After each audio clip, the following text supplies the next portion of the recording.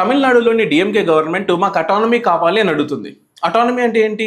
India నుంచి విడిపోవచ్చా మీరు? మీ ఇష్టమా అంతా కూడా? మన రాజ్యాంగంలో అంబేద్కర్ గారు రాసిన రాజ్యాంగంలో ఫస్ట్ ఆర్టికల్ 1 ఏం చెప్తుందంటే, India that is Bharat, we are all union of states, not United States of India.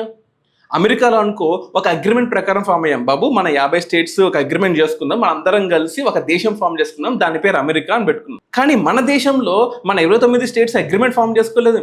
India అనేది ఒకటి ఉంది, దానిలో అందరం విడిపోయాం, అంతే, టెంపరీగా విడిపోయాం. కావాలంటే ఎవరు ఏ స్టేట్లోనే కలిసిపోవచ్చు మళ్ళీ, అంతేగాని ఇండియా నుంచి విడిపోయే అవకాశం ఎవరికీ లేదు. ఫర్ ఎగ్జాంపుల్ అమెరికా ఎలాంటిదంటే హస్బెండ్ అండ్ వైఫ్ రిలేషన్ అనమాట, స్టేట్కి సెంటర్కి. కావాలంటే విడిపోవచ్చు, నేను కావాలంటే వేరే వైఫ్ వెళ్ళిపోవచ్చు, హస్బెండ్ వేరే వైఫ్ వెళ్ళిపోవచ్చు, వైఫ్ వేరే హస్బెండ్ వెళ్ళిపోవచ్చు. కానీ ఇండియాలో అలా కాదు. ఇండియాలో స్టేట్కి సెంటర్కి ఉన్న రిలేషన్ మదర్కి చైల్డ్కి ఉన్న రిలేషన్ లాంటిది. చచ్చిపోయినా సరే మదరే, చైల్డే. మనం రిలేషన్స్ని మార్చుకోలేము. అలాంటి రిలేషన్ ఉన్న మన భారత రాజ్యాంగంలో చేంజెస్ కావాలి అని డిఎంకే పార్టీ అడుగుతుంది. అరే, ఒక 15-20 డేస్ బ్యాక్ అదే డిఎంకే పార్టీ బీజేపీ రాజ్యాంగాన్ని మారుస్తుంది, బీజేపీ రాజ్యాంగంలో వేలు పెడుతుంది, వక్ఫ్ అమెండ్మెంట్ బిల్ వల్ల రాజ్యాంగం మారిపోతుంది, ఆర్టికల్ 26 వల్ల రిలీజియస్ ఫ్రీడమ్ అంతా నాశనం అయిపోతుంది అని అలిగేషన్ చేసిన అదే డిఎంకే పార్టీ ఇప్పుడు రాజ్యాంగం మార్చాలని చెప్పేసి ఒక కమిటీ వేసింది. ఆ కమిటీకి అధ్యక్షుడు జస్టిస్ కురియన్ జోసెఫ్. అదే ఎన్జేఏసీ కేసు జడ్జిమెంట్ ఇచ్చారే ఆయనే. సుప్రీంకోర్టుకి జడ్జిగా, కేరళ హైకోర్టుకి చీఫ్ జస్టిస్గా పనిచేశారు. ఆయన ఇచ్చిన జడ్జిమెంట్ ఒకటి ఏంటంటే, త్రిబుల్ తలాక్ బిల్ ఏదైతే ఉందో త్రిబుల్ తలాక్ కరెక్టే అని జడ్జిమెంట్ ఇచ్చారు. ఇన్ఫ్యాక్ట్ 2017లో సుప్రీంకోర్టుకి అగెయిన్స్ట్గా ఒక ప్రెస్ మీట్ పెట్టి సుప్రీంకోర్టుని తిట్టిన జడ్జి అనమాట ఆయన. ఇప్పుడు జడ్జిని తిట్టడం కదా పక్కన పెడితే, ఎన్జేఏసీ యాక్ట్ ఉంటుంది అంటే నేషనల్ జ్యుడిషియల్ అపాయింట్మెంట్స్ కమిటీ. అంటే జడ్జులే నియమించుకోవాలి, ప్రెసిడెంటో లేకపోతే ఇంకొకరు రికమెండేషన్తో కాకుండా మాకు మేమే నియమించుకుంటాం, మమ్మల్ని ఎవరు క్వశ్చన్ చేయకూడదు అని ఉన్న దాన్ని మార్చాలని ఎన్జేఏసీ తెచ్చింది. దాన్ని కొట్టిపడేశాడు ఆయన నేతృత్వంలో ఒక కమిటీ వచ్చింది. ఆయనతో పాటు 2 ఐఏఎస్ ఆఫీసర్లు, అంటే పాత ఐఏఎస్ ఆఫీసర్లు, ఎక్స్ ఐఏఎస్ ఆఫీసర్లు, వర్ధన్ శెట్టి ఒకరు, నాగరాజ్ ఒకరు. సో వీళ్ళ ముగ్గురు కలిసి ఒక కమిటీ ఫామ్ చేసి ఇంటర్మ్ రిపోర్టు నెక్స్ట్ ఇయర్ జనవరి కల్లా, అలాగే లాంగ్ టర్మ్ రిపోర్ట్ ఇంకో 2 years తర్వాత మాకు కావాలి అని చెప్పి. అంటే వాళ్ళు ఏమంటున్నారంటే, రాజ్యాంగంలో ఉన్న పవర్ అంతా కూడా సెంట్రల్ గవర్నమెంట్లో ఉంది. అరే ఉంటుందిరా భయ్, బరాబర్ ఉంటుంది, ఎందుకు ఉండదు? అరే రాజ్యాంగం ఫామ్ చేసినప్పుడు అంబేద్కర్ గారు ఎటువంటి సిచ్యువేషన్లో ఫామ్ చేశారు తెలుసా? 1947లో మనం ఇండియా, పాకిస్తాన్, అలాగే ఈస్ట్ పాకిస్తాన్, బంగ్లాదేశ్గా విడిపోయినప్పుడు, అంటే అప్పట్లో బంగ్లాదేశ్లో ఈస్ట్ పాకిస్తాన్గా విడిపోయినప్పుడు మన పరిస్థితి అత్యంత భయానకంగా ఉంది. ఒక సైడ్ పాలిటిక్స్ అని ఇష్టం వచ్చినట్టు, అసలు పాలిటిక్సే లేదు స్టేట్లో, గవర్నమెంటే లేదు మన దేశంలో. 500+ ప్రిన్స్లీ స్టేట్స్ గొడవ పడుతున్నాయి, మేము విడిపోతాం, ఇండియా నుంచి విడిపోతామని. రిలీజియస్ గొడవలు జరుగుతున్నాయి. డైరెక్ట్ యాక్షన్ డే వచ్చింది, హిందువులు ముస్లిం చంపుకుంటున్నారు, ముస్లిమ్స్ హిందూస్ చంపుకుంటున్నారు. ఆ టైంలో అంబేద్కర్ గారు డ్రాఫ్టింగ్ కమిటీ రాజ్యాంగం రాశారు. మీరు అర్థం చేసుకోండి, 100 ప్రాబ్లమ్స్, ఇండియా అతలాకుతలం అయిపోతుంది, ఒక గవర్నమెంట్ లేదు, ఒక కరెక్ట్ గవర్నెన్స్ లేదు, హిందువులు ముస్లింలు కొట్టుకుంటున్నారు, ఏ దేశం ఆ దేశం విడిపోవాలని ట్రై చేస్తుంది. ఆ టైంలో రాసిన రాజ్యాంగం సెంట్రలైజ్ అవ్వాలని ట్రై చేస్తుంది తప్ప అన్ని పవర్స్ స్టేట్కి ఇచ్చేస్తానని రాస్తుందే? రాయదు కూడా, రాయకూడదు కూడా. అటువంటి రాజ్యాంగంని అప్పుడప్పుడు మనం మార్చుకుంటూనే ఉన్నాం. ఇప్పటికీ 104 సార్లు మార్చాము, కావాలంటే ఇంకోసారి మారుస్తాం. అంతేకాని నేను వెళ్ళిపోతాను, ఐ వాంట్ కంప్లీట్ అటానమీ అనే పరిస్థితి లేదు. ఫర్ ఎగ్జాంపుల్ మన రాజ్యాంగం ఎలా ఉంటుందంటే మీకు చెప్తాను. 7th షెడ్యూల్ ఉంటుంది. అంటే మన ఒక బుక్లో చాప్టర్ వైజ్ అనేది మనం ఎలాగైతే చదువుకుంటాం వచ్చినప్పుడు, ఏ బుక్ చూసినా సరే మన రాజ్యాంగంలో కూడా చాప్టర్స్ ఉంటాయి, దాన్ని మనం షెడ్యూల్స్ అని పిలుస్తాం. 7th షెడ్యూల్ ప్రకారము మనకు state list, union list, concurrent list అని 3 ఉంటాయి అనమాట. అంటే స్టేట్కి ఉన్న పవర్స్ స్టేట్ మాత్రమే చట్టాలు చేసుకోవాలి. యూనియన్ గవర్నమెంట్లో ఉన్న యూనియన్ లిస్ట్ పవర్స్ మీద యూనియన్ గవర్నమెంట్ మాత్రమే చట్టాలు చేయాలి.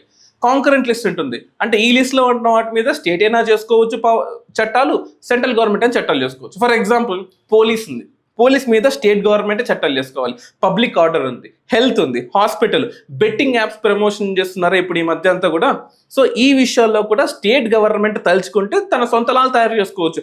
అగ్రికల్చర్ మీద స్టేట్ గవర్నమెంటే చట్టాలు చేసుకోవాలి. ఫర్ ఎగ్జాంపుల్ యూనియన్ గవర్నమెంట్ తీసుకుంది, డిఫెన్స్ మీద, ఆర్మీ మీద, ఇంటర్నేషనల్ రిలేషన్స్, అమెరికాతో మన డీలింగ్స్ ఎలా ఉండాలి, అండ్ పోర్ట్స్ మీద, రైల్వేస్, హైవేస్, అటామిక్ ఎనర్జీ, వీటన్నిటి మీద యూనియన్ గవర్నమెంట్ మాత్రమే చట్టాలు చేయాలి. మన రాజ్యాంగంలో క్లియర్గా ఉంది. కొన్ని చట్టాలు ఉంటాయి అనమాట. ఇప్పుడు ఎడ్యుకేషన్ ఉంది, అడవులు ఉన్నాయి, పెళ్లి మ్యారేజ్ ఒక్కో రాష్ట్రంలో ఒక్కో టైప్ ఆఫ్ కల్చర్స్ ఉంటాయి అనమాట. లేకపోతే ట్రేడ్ యూనియన్స్ ఉన్నాయి. అలాగే ఎలక్ట్రిసిటీ ఉంది, ఒక రాష్ట్రంలో ప్రొడ్యూస్ ఎలక్ట్రిసిటీ ఇంకో రాష్ట్రానికి కూడా వెళ్తుంది.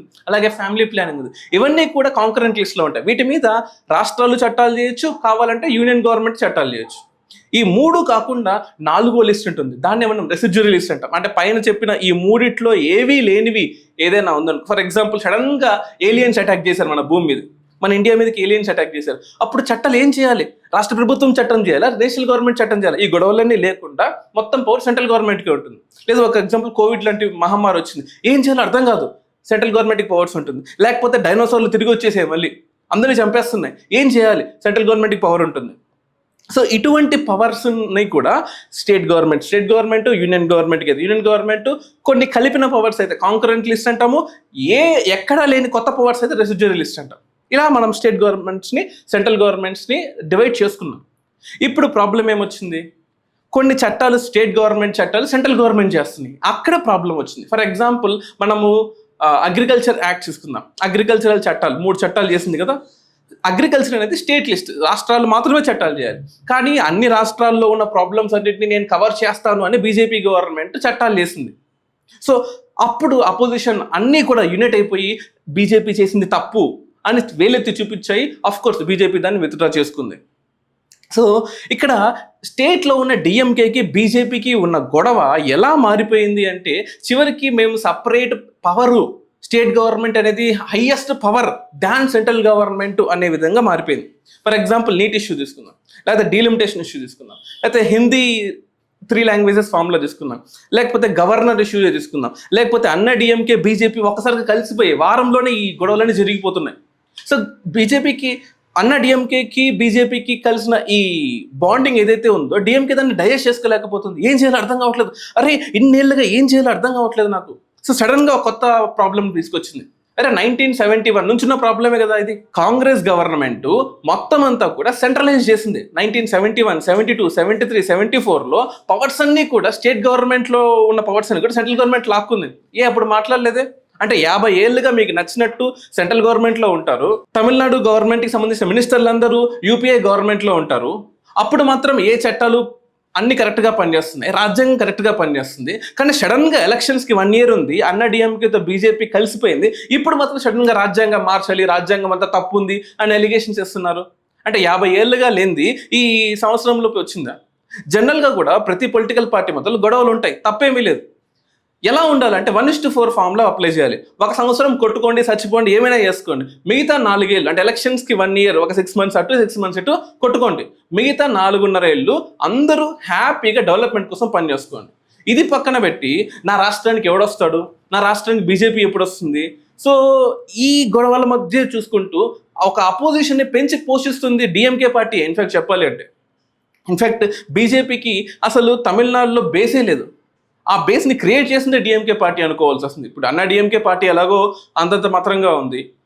విజయ్ పార్టీ పెట్టిన ఫస్ట్ స్టేట్మెంట్ ఏంటో తెలుసా? నా ఐడియాలజీ చెప్పలేదు, బీజేపీ ఐడియాలజీ ఏదైతే ఉందో దానికి అగెయిన్స్ట్గా ఉండడమే నా ఐడియాలజీ అని చెప్పాడు. అదేం ఐడియాలజీ నాకు అర్థం కాదు. నీకు ఓటేయాలన్నా, బీజేపీకి అగెయిన్స్ట్గా ఉన్నప్పుడు నీకు ఓటేయాలన్నా? సో తమిళనాడులో ఉన్న పాలిటిక్స్ అన్నీ కూడా బీజేపీకి అగెయిన్స్ట్గా ఫామ్ అయిపోయి చివరికి ఒక పోలరైజేషన్గా ఫామ్ అయిపోయింది. సెంట్రల్ గవర్నమెంట్ కూడా ఎక్సెసివ్ పవర్ని స్టేట్ గవర్నమెంట్స్ మీద చూపిస్తుంది. ఫర్ ఎగ్జాంపుల్ జమ్మూ కాశ్మీర్లో ఎమర్జెన్సీ పెట్టింది. ఎన్ని రోజులు తెలుసా? 12 ఏళ్ళు, 4668 రోజులు ఎమర్జెన్సీ పెట్టి స్టేట్ గవర్నమెంట్ పని చేయకుండా చేసింది. అది కాంగ్రెస్ గవర్నమెంట్ అవ్వచ్చు, బీజేపీ గవర్నమెంట్ అవ్వచ్చు.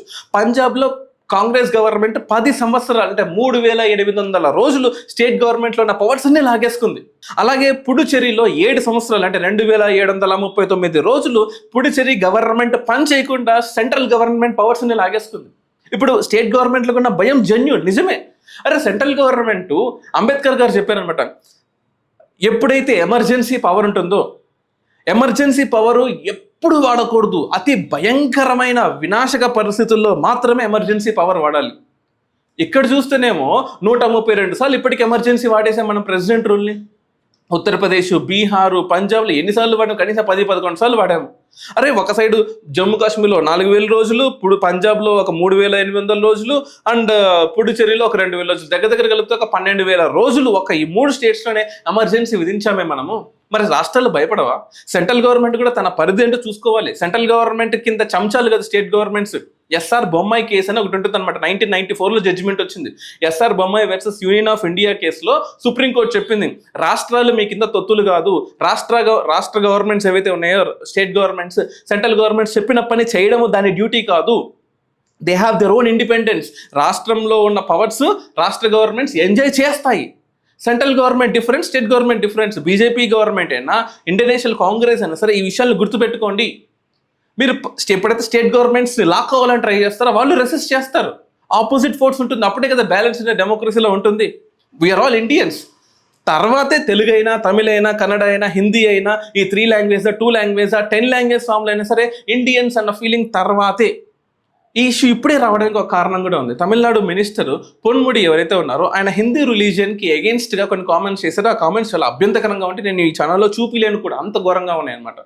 ఆ ఇష్యూని హైలైట్ అవ్వకూడదనో, లేకపోతే వక్ఫ్ అమెండ్మెంట్ బిల్ రీసెంట్గా వచ్చింది చూసారా, దాని మీద బీజేపీకి ఉన్న కోపంతోనో, లేదు వేలూరులో మీకు ఏం జరిగిందో తెలుసు, ఎప్పటి నుంచో కొన్ని వేల సంవత్సరాల నుంచి ఉన్న టెంపుల్స్ కావచ్చు, చుట్టుపక్కల ఉన్న తిరువన్నామలై చుట్టుపక్కల ఉన్నవి కూడా వక్ఫ్ బోర్డు ఇది మా సంబంధించిన ఆస్తి అని చెప్తున్నప్పుడు, వేలూరు చుట్టుపక్కల ఉన్న ల్యాండ్స్ చాలా కూడా 1000 సంవత్సరాల నుంచి వస్తున్న ల్యాండ్స్ అన్ని కూడా, టెంపుల్స్ అన్ని కూడా వక్ఫ్ అమెండ్మెంట్ బిల్ ప్రకారం ఇవన్నీ మా ఆస్తులని వక్ఫ్ బోర్డు చెప్పడమో, లేకపోతే opposition party calling attention motion pass చేసి ఈ ఇష్యూని, ఈ వక్ఫ్ అమెండ్మెంట్ బిల్ని, ఈ వేలూరు ఇష్యూని హైలైట్ చేయడము, లేకపోతే ఒక్కసారిగా తమిళనాడు అప్పు విపరీతంగా పెరిగిపోయి ఇండియాలోనే నెంబర్ 1 డెట్ స్టేట్ తమిళనాడుగా మారిపోయి పర్ క్యాపిటల్ డెట్ విపరీతంగా పెరిగిపోవడము, లేకపోతే యుఎస్ టారిఫ్లు ఇంపోజ్ చేసిన తర్వాత ఒక్కసారిగా తమిళనాడు నుంచి కార్ల ఎక్స్పోర్ట్, తమిళనాడు నుంచి ఎలక్ట్రానిక్ ఎక్స్పోర్ట్స్, తమిళనాడు నుంచి ఎన్నో ఎక్స్పోర్ట్స్ యుఎస్కి వెళ్తుంటాయి.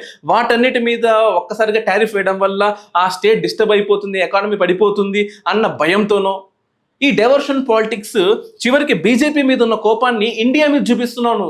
అది ఖచ్చితంగా తప్పు అని బీజేపీ కూడా గుర్తుపెట్టుకోవాలి. ఈ స్టేట్ గవర్నమెంట్స్ అనేవి నీ కింద తొత్తులు కాదు.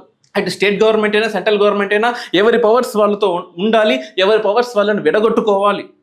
ఒక ఏజ్ వచ్చిన తర్వాత పిల్లవాళ్ళు తల్లిదండ్రులతో ఉండడానికి కూడా ఆలోచిస్తున్న రోజులు ఇవి. మేము కొత్త సంసారం పెట్టుకుంటాము, బయటికి వస్తాము, సాటర్డే సండే వెళ్ళండి, అమ్మ నాన్నలతో ఉండండి. మిగతా టైంలో మీరు మీ సొంత ఊర్లకి, పల్లెటూళ్ళలో ఆపర్చునిటీస్ లేకపోవచ్చేమో, సిటీకి వచ్చి పని చేసుకోండి, జాబ్ చేసుకోండి. మిగతా రోజుల్లో తల్లిదండ్రులకి వెళ్ళండి.